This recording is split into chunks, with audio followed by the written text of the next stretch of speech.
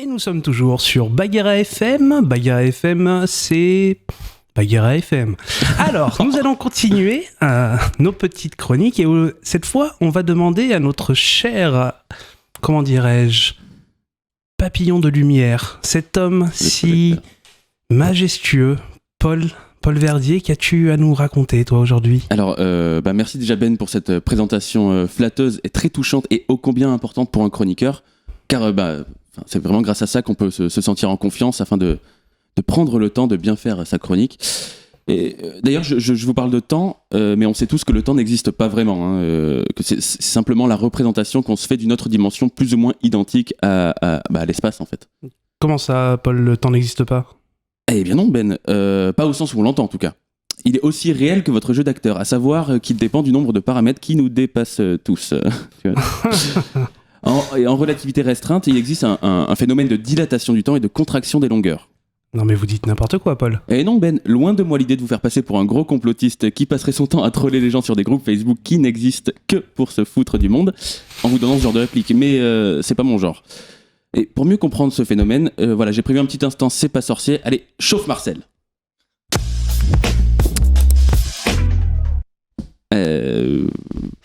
J'ai dû me tromper en fait dans les fichiers que je vous ai envoyés. Celui-là, je crois qu'il s'agit d'une petite vidéo que j'ai tournée l'année dernière au Cap d'Agde.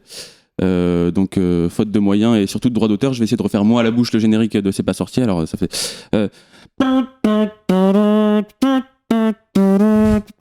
Waouh, quelle fidèle reproduction, Paul, bravo.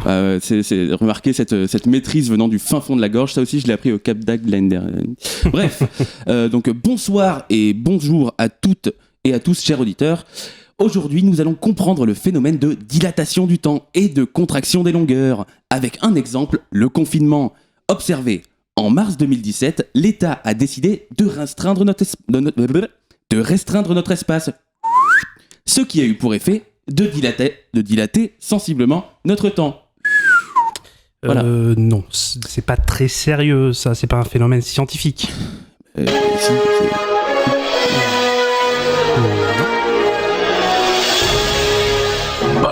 Paul, il ne faut pas que tu dises le mot Sherkan dans cette chronique, sinon tout le futur s'en verra modifié. Donald Trump sera réélu, Marine Le Pen sera la prochaine et elle prendra Mélenchon en Premier ministre. Le monde souffrira alors d'un chaos monstre et ce sera la panique. C'était quoi ça ? Alors ça, faut que je vous avoue quelque chose, les amis. En réalité, voilà, je suis un voyageur du futur. Ah, quel effet dramatique, j'adore. J'aurais peut-être pas dû écrire ça à 5h du matin. Bref, je m'explique. Alors, tout a commencé un mardi soir alors que j'étais sur mon téléphone. Une nouvelle toute bête, un nouveau changement dans une œuvre par un canceller, une de ces personnes qui cherchent à réécrire l'histoire parce qu'elle froisse sa perception des choses. Comme quoi il paraît que les valeurs de la société changent. Bref, j'ai voulu faire ma propre opinion des choses, alors je me suis dit, tiens, et si je remontais dans le temps ? Alors j'ai essayé de méditer, ça a pas marché. Et là j'ai reçu un texto de mon pote qui me disait, rejoins-moi à tel endroit. Mais moi, je savais pas où c'était tel endroit, donc j'ai voulu prendre un taxi, et là, il n'y avait pas de taxi. Du coup, je suis monté dans la vieille DeLorean d'un chauffeur Uber, et là... Paul, stop. Les parodies de Bref, ça se fait plus depuis 2012, quoi. Excusez-moi, mais Renaud, lui, continue bien à faire des chansons, donc si moi, j'ai pas le droit...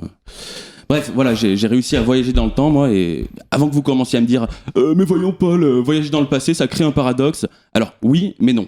Enfin, ça peut créer un paradoxe si vous dévoilez votre identité à plus de 100 personnes. Mais bon, c'est pas avec les 73 vues sur votre chronique L'idiot du village de la semaine dernière, ou celle de Santarelli que ça risque d'arriver, hein, donc...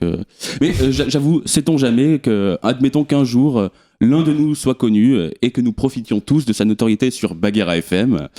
Et déjà, bonsoir les amis du futur, hein, j'espère que vous allez bien et je vous fais des bisous de 2020, une bien piètre année. Ah, donc vous avez vu notre futur ? Hélas, oui Ben. D'ailleurs, faites bien attention en sortant d'ici parce qu'un piano est vite tombé d'un balcon. Hein. Mais il ne s'agit pas de tout ça. Hein. Moi, je suis parti dans le passé avec des dessins bien plus grands, celui de réparer vraiment les erreurs du passé, ou du moins d'apprendre à ne pas les reproduire pour la suite. Apporter la bonne parole tel un messager du bien, ou encore double buzzer Kev Adams lors de son premier passage dans On ne demande qu'à en rire, parce que C'était pas trop ça. Mais bien sûr, en arrivant dans le passé, moi, la première chose que j'ai faite, c'est de retourner au 13 février 94, vers 20h, et de me pencher au-dessus d'un petit berceau d'une chambre de la clinique Sainte-Geneviève, muni d'un masque chirurgical emprunté aux années 2020. Comme quoi, ça sert à quelque chose, ces merdes. Bref, je me suis vu fraîchement sorti de l'œuf, bien qu'il me coûte d'appeler la chatte de ma mère ainsi. 3 kg 840 pour 51,5 cm. Oui, un beau bébé en somme. Et le premier qui dit que ça n'a pas trop changé, je lui casse la gueule. Me vint alors des pensées lyriques mélodieuses, comme si toute la beauté du monde était réunie dans un petit être si potelé aux mains d'une taille disproportionnée qu'on m'appela Rambo.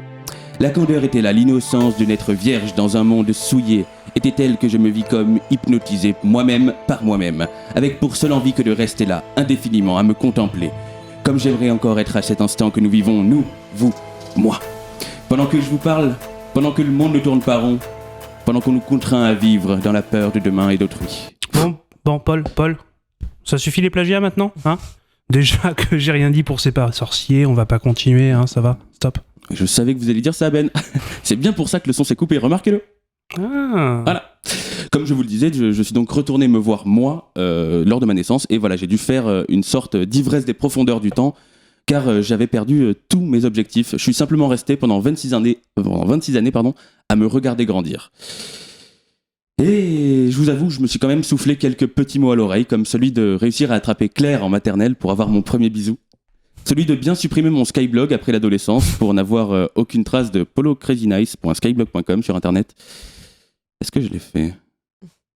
Je suis pas sûr. Je l'ai dans mes favoris. Je me disais bien. Ou encore donc celui de profiter de tout ce qui existe au moment où je le vivrai, car demain peut-être qu'un canceller voudra modifier ce souvenir, ou peut-être qu'Alzheimer viendra m'enlever les miens. Après tout, on ne peut pas en vouloir aux gens de vouloir mieux pour demain. Est-ce que pour autant c'est une raison de faire comme si, comme le disait l'ami Khaled. Quelle vanne. Référence. Ouais. En tout cas, une chose est certaine, c'est que Kev Adams ne s'est jamais fait double buzzer. Donc j'ai peut-être loupé mon voyage. Mais est-ce une si mauvaise chose au final ? Je vous le demande, les amis. Parce que je crois que la question, elle est vite répondue. Peut-être que le temps, si tant est qu'il existe au final, nous permet d'acquérir un peu de maturité, loin de la candeur des films d'animation que je regardais et que je regarde depuis que je suis enfant. D'ailleurs, Paul, c'était lequel votre film Disney préféré, enfant ? Eh bien, Ben, c'était Le Livre de la Jungle. Vous savez, avec Shere Khan.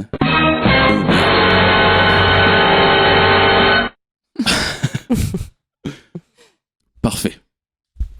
Eh ben écoutez Paul, merci beaucoup. Merci pour cette envolée lyrique, ce voyage magnifique. Paul, j'ai envie de vous poser une petite question comme ça. Est-ce que vous avez une actualité théâtrale, scénique Mais comment vous savez que je fais du théâtre, monsieur Ben ? Je viens du futur. Ah, c'est pour ça. Je me disais, je vous avais déjà croisé. C'est possible. À certains moments. Effectivement, je suis donc sur scène à faire du stand-up, des blagues, comme nous le disons tous maintenant, je crois. Et du coup, j'ai une actualité. Oui, je serai bientôt en 30-30. Quelle date ? Je ne le sais plus. Sûrement le 11 septembre. Normalement. Très bien. J'annonce aussi le 25, mais je crois que ce sera le 11. Mais au cas où, avec Florent Latreille ou Thomas Santarelli selon. Et je jouerai mon... c'est les organisations des intermittents du spectacle. Et également, je jouerai mon spectacle normalement au mois de novembre. Très bien. De toute façon, les gens pourront retrouver les informations par la suite sur les réseaux sociaux. Tout à fait. Très bien. Et enfin, pour terminer, Paul, je vais vous demander, avez-vous une chanson, une musique à nous proposer, quelque chose pour habiller la fin de cette chronique ? J'habille avec toujours autant de verbes dans le truc, parce que c'est de la chanson française que j'ai choisie, qui ravit certaines personnes ici, qui est donc une chanson qui est une reprise donc, faite par Leila Huissoud, voilà, qui est une très belle chanson.